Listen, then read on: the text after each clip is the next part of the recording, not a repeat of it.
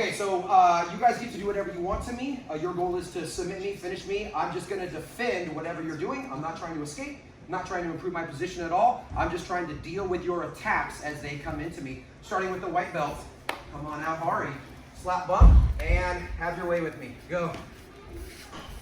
All right, you heard the introduction. White belt Ari is first, and instead of just taking side control, she puts herself into my half guard. Realizing that I'm not going to keep her there, she extracts her leg, starts working up into the mount. Looks like she's trying to get under my arm for maybe an arm triangle, but I'm keeping my elbow heavy. She clears that, punches a crossface in, and is going for an Ezekiel choke. My chin's down, so this is going to be ineffective. She goes instead for a collar grip and now is going for an X choke, but grips are just too darn loose. She needs to tighten those up for those to be effective. Going back under the elbow for another arm triangle.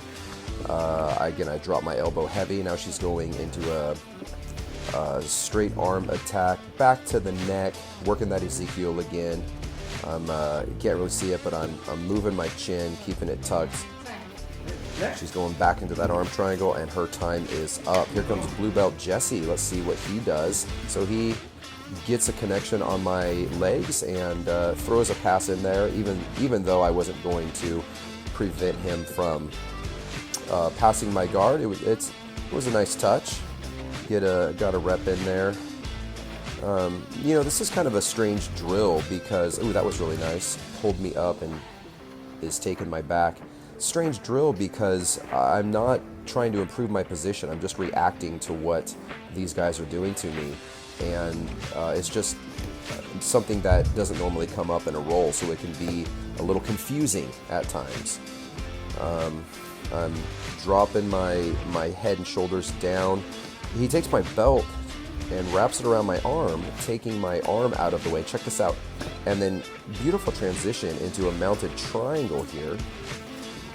And falls to his side and is going for my arm right now.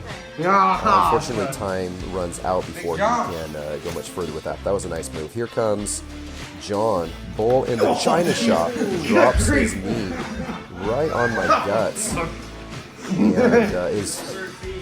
is just being very rough. John is very rough here. I think he's taking advantage of the fact that I'm not going to submit him or fight back in any way. All the training sessions where I demoralized him are coming out right now from Big John.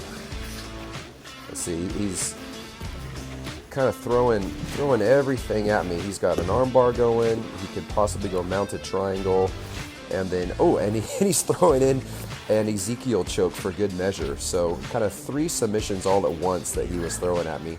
Of course, none of them ended up working, and now I'm not really sure here. He needs to switch that grip. He's got a kind of a funky grip on my gi. Yeah, he needs to go 4 fingers in instead of the thumb in. That would have been a little bit more beneficial. Here comes the brown belts. Nathan. Again, I'm not putting any effort into guard retention, so let him get by the legs, and then he's creating a lot of pressure right now. He's got that underhook, and he's dropping his forearm and elbow into my ribs. I like the way that he killed my arm with his shins. I'm dropping that elbow, trying to keep it heavy to protect that arm, and this is beautiful. He switches to the other side. Because I was so heavily defending that arm, he just switches and goes to the other side, and this is pretty neat. He gets a finish right there.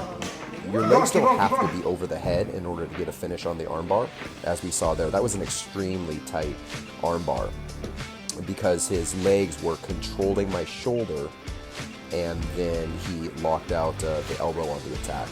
Time is just about out, so he's got a nice collar grip in where he's going to be looking to set up various attacks, but time runs out. And here comes Chad. Chad getting low and heavy, taking up all of that space. He's got a thumb in behind the neck grip there, and then watch this. He's feeding my lapel. He's also pinning my right arm with his shin, so I can't use it.